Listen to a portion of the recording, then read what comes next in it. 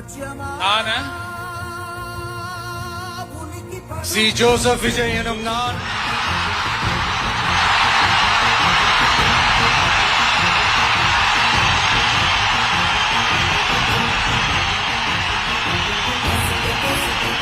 சட்டப்படி அமைக்கப்பெற்ற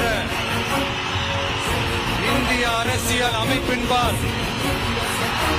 உண்மையான நம்பிக்கையும் மாறா பற்றும் கொண்டிருப்பேன் என்றும் இந்திய நாட்டின் ஒப்பில்லாத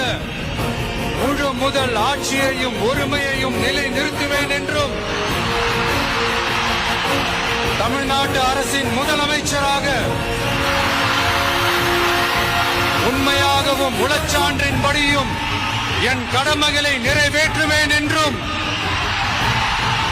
அரசியல் அமைப்பிற்கும் சட்டத்திற்கும் இணங்க அச்சம்